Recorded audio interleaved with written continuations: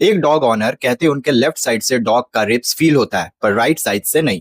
दूसरे dog honour कहता उनके राइट साइड से डॉग का रिब्स फील होता है पर लेफ्ट साइड से नहीं। दोनों ऑनर्स कहते हैं मेरा पेट हेल्दी है। एक सच बोल रहा है और एक जिंदगी खतरे में डाल रहा है। आप कौन से कैटेगरी में आते हो? ब्रीड वाइज फैट डिपोजिशन समझना बहुत जरूरी है।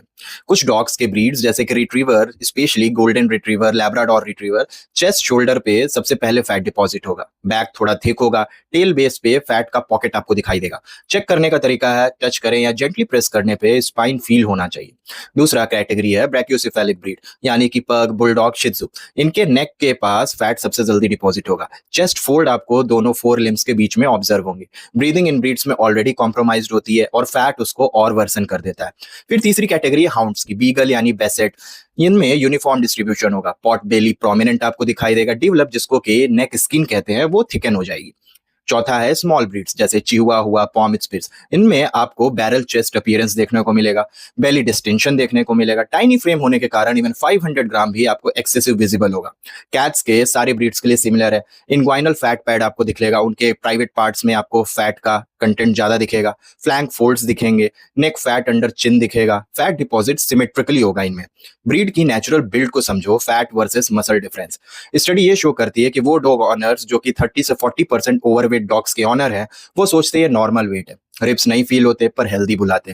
कैट ऑनर्स तो और भी वर्सन है। वो बॉडी कंडीशनिंग स्कोर 7 को 5 बताते। 2 पॉइंट्स का अंडर एस्टिमेट करते। आखिर ऐसा वो क्यों करते हैं? इंडिया में बहुत सारे इसके रीजंस है। सबसे पहला है कल्चरल परसेप्शन। मोटा यानी कि खुश, healthy, well fed, good honour.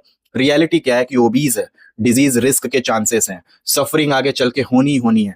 दूसरा है ग्रेजुअल चेंज। डेली देखते हैं कि 100 ग्राम पर मंथ गेन नोटिस नहीं होता है इजीली, लेकिन एक साल में 1.2 केजी यानी सडनली कम मोटा हो गया, पता ही नहीं चला। तीसरा है फ्लफी कोट इल्यूजन। मतलब स्पेड्स, गोल्डन, पर्शियन कैट्स के जो फैट डिपॉजिट होता है वो फर के नीचे हाइड हो जाता है। तो उसको चेक करने का तरीका है कि उसके बालों को आप पानी से वेट करें और फिर आपको पता चलेगा कि उसमें फैट डिपॉजिट है या नहीं। चौथा है कंपैरिजन बाइस। सोसाइटी के सारे पेट्स मोटे तो नॉर्मल है ना। रॉन्ग रेफरेंस ग्रुप से कंपेयर करेंगे तो रॉन्ग परसेप्शन जनरेट होगा। पांचवा है इमोशनल अटैचमेंट। मेरा बेबी परफेक्ट है, डिनायल मोड में आ जाते हैं। तो लव ब्लाइंडली ऑब्जेक्टिविटी। ठीक है। छठा है फूड यानी कि लव इक्वेशन। ट्रीट्स देता हूं तो प्यार दिखता है।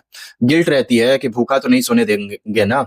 सॉल्यूशन क्या है कि चार्ट यूज करो। इमोशंस नहीं, साइंस को समझो। होम में एक मॉनिटरिंग सिस्टम डेवलप करो।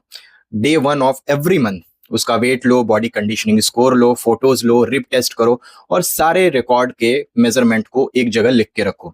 ट्रैकिंग के लिए आप Excel sheet, Google sheet, phone notes, even pet health apps भी अवेलेबल है, वहां